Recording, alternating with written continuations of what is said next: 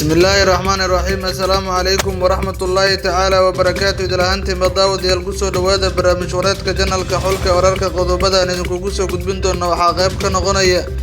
قدومي الشقادة المدوبة إيا لفتكر انو كلا مقدشة كويا شيء حقتا شيء إن لفتكر إسليس مقعية وزيراء وقودون يسوقرتي وحيابها الرسمي اي كودا هادلين بان نينكوكوسو قدبنتو انو برامج ورادك قضوبدا كلا وحاقيبك نغنية xubnaha golaha shacabka Soomaaliya oo maalintii labaad su'aalo weydiin ku socota wasiir Beyle yeelanaya iyo lacag ku maqan dawladda hadaba lacagtaasi maqnaanshaheeda iyo mas'uuliyadeeda qaadanaya ma farmaajo mise Beyle waan idin soo gudbin doonaa qodobada kale ee aad daawan doontaan waxaa qayb ka noqonaya howlgal adag oo ciidamada ammaanka habeenkii labaad Muqdisho ay ka sameeyeen iyo sidoo kale waxyaabaha ammaanka dooriyo lagu soo qabtay hadaba howlgalkaasi xagee uu ka dhacay sidee ciidamada booliiska u sameeyeen ayaan idinkugu soo gudbin doonaa barnaamij wareedkeena ku soo dhawaada barnaamij wareedka haddii fadlan aad ku cusub tahay channelka waxaan ka codsanaynaa inaad subscribe like iyo share intuba aad nala wadaagto ku soo dhawaada barnaamij wareedka aan ku bilownay gudoomiyaha golaha shacabka baarlamaanka jamhuuriyadda federaalka ee Soomaaliya ayaa waxa uu hoyga uu ka degan yahay magaalada caasimadda Muqdisho oo ku qaabilay madaxweynaha dowlad goboleedka Koonfur Galbeed ee Soomaaliya kulanka oo ahaa mid xasaasi ah ayaa waxaa looga hadlayay xaaladda dalka iyo sidoo kale arrimaha abaaraha gaar ahaan sidii wax looga qaban lahaa u gulmashada dadku ay go'doomiyeen xarakada al-shabaab deegaana ka tirsan maamulka Koonfur Galbeed ee Soomaaliya madaxweynaha dowlad goboleedka Koonfur Galbeed ayaa gudoomiyaha waxa uu la wadaagay xogta rasmiga ah xaaladda iyo sidii wax looga qaban lahaa dadku ay abaartu ay saameeyeen ee ku nool Koonfur Galbeed ayaa lagu yiri qoraal kooban oo xogtooda aan helnay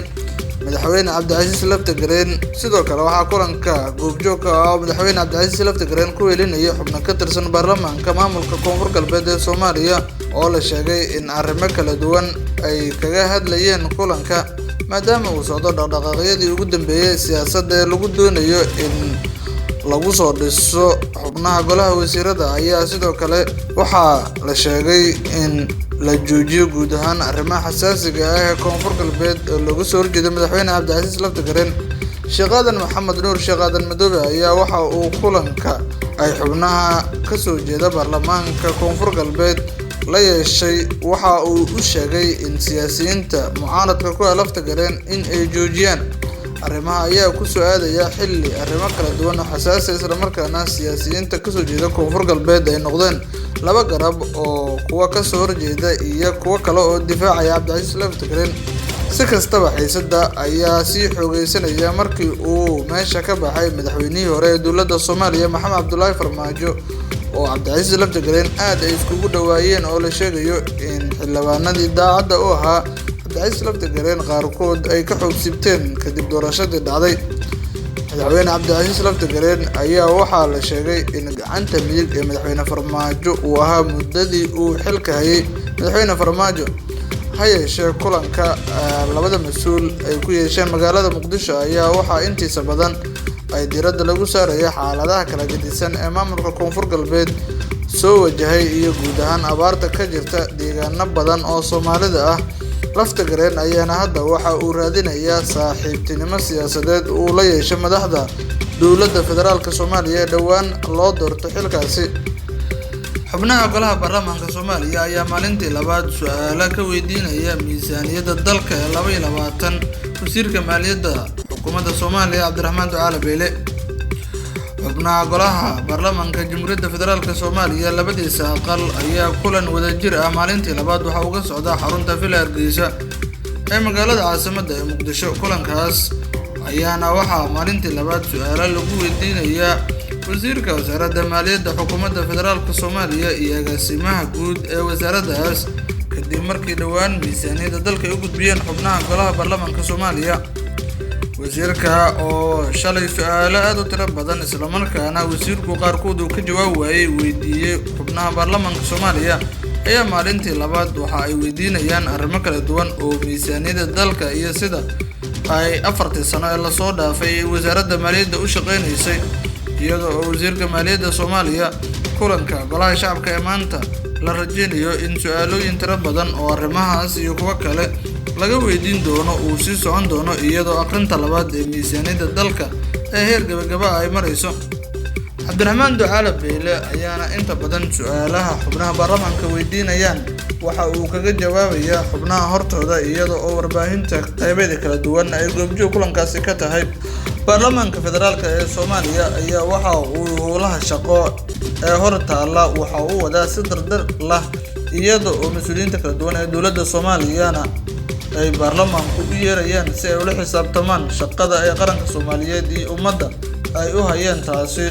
oo baarlamaankii tobanaad ee uu madaxda ka ahaa Maxamed Mursal Sheekh Cabdiraxmaan lagu dhaliilay hanaanka ay u shaqeynayaan iyada oo guddoonka aqalka sarena ay sheegeenba in waajibaadkoodii ay ka soo baxeen maadaama iyagu aysan ku milmin laanta fulinta Soomaaliya oo horey loogu dhaliilay in ay wada shaqeynta labada dhinac ay aad u hooseysay. Baarlamaanka haddii shaqadu uu hadda hayay iyo yeeritaanka xubnaha golaha wasiirada ama fulinta waxaa lagu ammaani doonaa sida ay waajibaadkooda horyaalla ay u gutaan oo ah la xisaabtanka laanta fulinta iyo guud ahaan shaqada qaranka sida ay u socoto. ugu dambeyntiina haddii aanu eegno ciidamada ammaanka dowladda federaalka Soomaaliya ayaa habeenkii labaad waxa ay xalay ka sameeyeen magaalada caasimadda Muqdisho howlgallo kala duwan oo qorsheysan kuwaas oo ay ku xaqiijinayaan amniga. waxa ay ka sameeyeen qaybta galbeed ee magaalada caasimadda Muqdisho oo loo yaqaan Weliyo Cadde waxaana howlgalka hogaaminayay taliye ku-xigeenka qaybta guud ee booliiska gobolka Banaadir waxaana howlgalkaas degmooyinka laga sameeyay qaybka degmada Hodan hareeraha iskooska Tarabuunka awshadihii ku yiilay ay burburiyeen waxaana la sheegay in ciidamada ammaanka inta howlgalka ku jireen ay soo bandhigeen maandooriyo kala duwan oo qayb ay ka yihiin calaqa qamriga iyo sidoo kale in ciidamada ammaanka ay goobahaasi oo idil ay burburiyeen. ammaanka magaalada Muqdisho ayaa waayadan dambe ahaa mid hagaagsan inkastoo mararka qaar ay jireen dhac kala duwan oo bulshada qaybadeeda kala duwan loogu geysanayo qaybo badan oo magaalada Muqdisho ka tirsan. howlgallada ciidamada booliiska ay sameynayaan gaar ahaan qaybta guud ee booliiska gobolka Banaadir hadda ah mid isdaba joog ah oo ay ku doonayaan inay ku xaqiijiyaan guud ahaan amniga guud ee caasimadda dalka. guud ahaan barnaamij wareedka janalka xulka wararka intaas ayaanu ku soo afjareynaa. waad ku mahadsantihiin daawashada waxaana mar kale idin xasuusinayaa inaad subscribe, like iyo share intuba aad nala wadaagtaan. mahadsanidin.